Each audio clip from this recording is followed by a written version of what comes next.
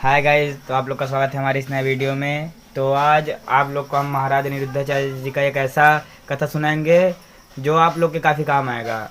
अर्थात महाराज अनिरुद्धाचार्य इसमें बताते हैं कि अगर अनजाने में पाप हो जाए तो उस पाप का निवारण कैसे करें, उस पाप से कैसे बचें। तो वीडियो ये आप लोग के सामने, आप लोग पूरा ज़रूर सुने। भरत जी महाराज राजा रघुगण को 28 प्रकार के नरकों का वर्णन सुनाते हैं। नरक कितने होते हैं? 28 प्रकार के। जो जैसा करता है उससे उस प्रकार के नरक में। राजा परीक्षित डर गए। राम राम, इतना नरक, इतना पाप भोगना पड़ता है, नाली का कीड़ा भी बनना पड़ता। बोले हाँ। बोले इन यदि हमसे कोई पाप हो गया है तो उन पापों से बचा कैसे जाए? बोले उसके लिए एक उपाय करना पड़ेगा। कौन सा उपाय? बोले भगवान का नाम जपना पड़ेगा। बोले किसी ने जपा था? हाँ। कान्य कुब्जे ध्वजः कश्चित दासी पति रजा मिला नामना नष्ट सदाचारो दास्याः संसर्ग दूषितः। एक पंडित जी थे। शास्त्रों में एक उदाहरण दिया गया है बढ़िया सा। शास्त्र कहते हैं एक अजामिल नाम के पंडित जी थे। नाम क्या था? अजामिल। अजामिल नाम के एक ब्राह्मण थे।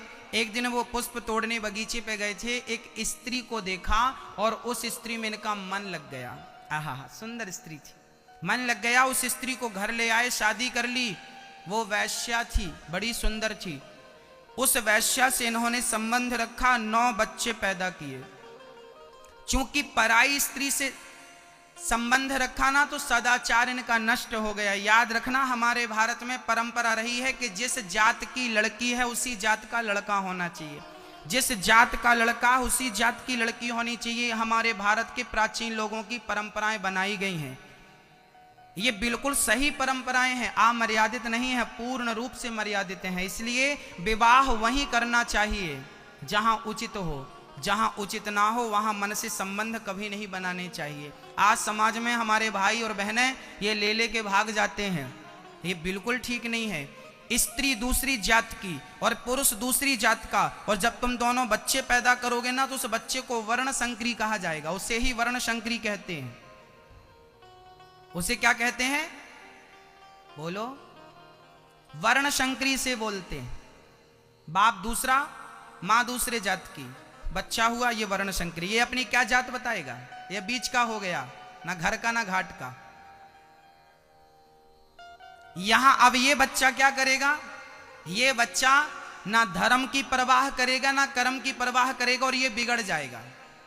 इसे सही मार्ग नहीं मिलेगा ना। बाप का अलग ज्ञान है इसे, मां का अलग ज्ञान है। ये अब ये डिसाइड नहीं कर पाएगा कि हमें किस मार्ग में चलना चाहिए, कौन सी सभ्यता अपनाए कौन सी ना अपनाए। हाँ, अब वो कंफ्यूज है। कई बार क्या होता है, हमारी बहनें मुसलमान लोगों को लेके भाग जाती हैं। लड़की हिंदू है, लड़का मुसलमान, शादी कर ली। अब तुम दोनों का जो बच्चा हुआ वो क्या है? वो हिंदू है या मुसलमान है? अब वो क्या, वो राम राम जपेगा कि अल्लाह अल्लाह करेगा?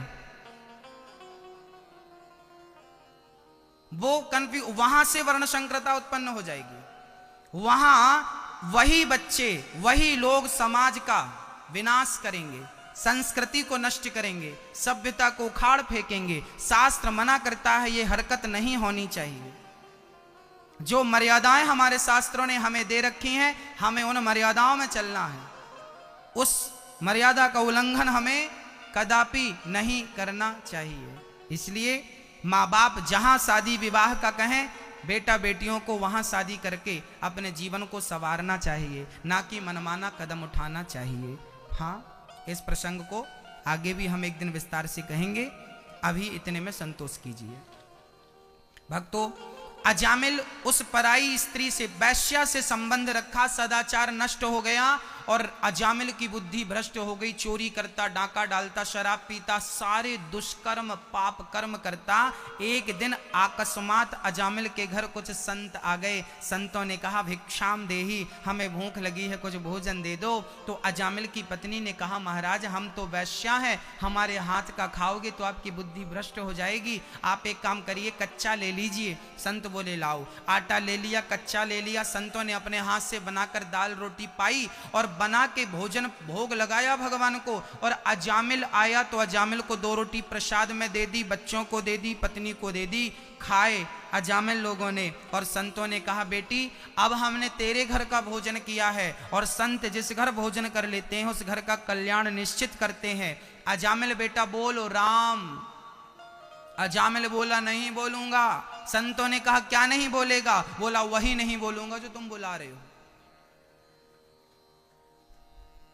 अजामिल ऐसा था कि धोखे से भी राम राम नहीं बोलता था, इतना बिगड़ा था। धोखे से भी उसके मुंह से राम राम नहीं निकलता था। अब क्या करें? तब संतों ने तो कहा कि अब रोटी खाई है सो कल्याण तो करना पड़ेगा। तब अजामिल की पत्नी के कान में संतों ने कहा बेटी तू गर्भवती है, जब तेरा बच्चा हो जाए तो उसका नाम तू नारायण रख देना, तेरा कल्याण हो जाएगा। जी महाराज जी। संत कहकर चले गए। पत्नी गर्भवती थी, समय पर बच्चा हुआ। पत्नी ने बच्चे का नाम नारायण रखा और अजामिल छोटे बच्चे से ज्यादा स्नेह करता। दिन भर बोलता बेटा नारायण पानी लाओ, बेटा नारायण दूध लाओ, बेटा नारायण यहाँ आओ, नारायण नारायण। इनडायरेक्ट वो भगवान का नाम होने लगा। एक दिन क्या हुआ, अजामिल को लेने यमदूत आ गए। बड़ा पापी है, जाओ इसको बांध कर लाओ। गले पर रस्सी डाली और ले जाने लगे, बालात पकड़ के ले जाने लगे। अजामिल डर गया, यमदूतों को देखकर चिल्लाने लगा बेटा नारायण, पुत्र नारायण, दूरे क्रीडन कासक्तम, दूरे क्रीडन कासक्तम पुत्रम नारायणावयम प्लावितेन स्वर्णोच्चै राजू हावा जितेंद्रियः। बेटा नारायण नारायण मेरी रक्षा करो। बेटे को बुलाया, नारायण नाम के बेटे को बुलाया। बेटे ने तो नहीं सुना, परम पिता परमेश्वर ने सुन लिया। यमदूतों को पछाड़ा, पार्षदों से कहा जाओ मेरा भक्त मुझे पुकार रहा है, लेकर आओ। पार्षद गण आए, यमदूतों से बोले खबरदार जो तूने हाथ लगाया। यमदूतों ने कहा महाराज आप क्यों आए हैं, ये तो जन्म जन्म का पापी है। पार्षदों ने कहा पापी भले है पर मरते समय भगवान का नाम लिया है, इसका कल्याण हो गया।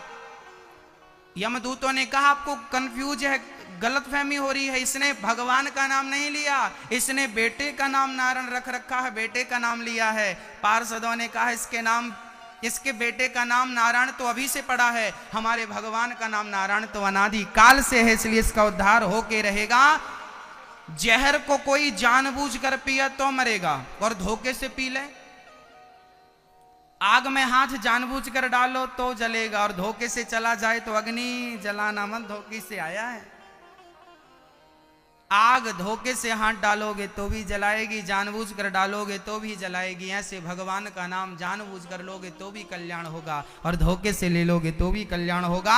उल्टा नाम जपत जग जाना, बाल्मीक भय ब्रह्म समाना। बाल्मीकि जी ने उल्टा नाम जपा था, राम राम नहीं मरा मरा जपा था। क्या जपा था? बोलो मरा मरा। 2 बार मरा बोलोगे तो 1 राम निकलेगा। मरा मरा मरा मरा मरा मरा मरा मरा मरा मरा मरा मरा मरा। अब उल्टा नाम जपा था वाल्मीकि जी ने। वो वाल्मीकि जी उल्टा नाम जप करके और इतने बड़े विद्वान हुए कि रामायण जैसे महाग्रंथ को लिख डाला। राम जन्म के पहले रामायण ग्रंथ को लिख डाला उल्टा नाम जपने के बल पे। सीधा जपा होता तो ना जाने क्या हो जाता। जिसके नाम की ये महिमा है कि कोई उल्टा जपे तो भी कल्याण हो जाए, तो कोई सीधा जपे तो क्या। अजामिल जैसे पतित को पावन कर दिया कि नहीं। ये वही नाम है मेरी मां जिस नाम के पत्थर पानी में तर गए थे। हाँ कि राम जी के नाम ने तो पत्थर भी तारे,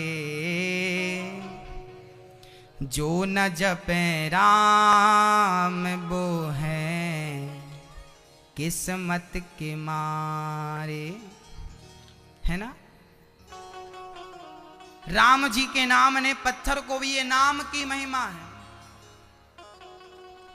इसलिए हमें नाम को कभी नहीं छोड़ना। क्या नहीं छोड़ना मेरी मां? हमें नाम को कभी नहीं छोड़ना चाहिए।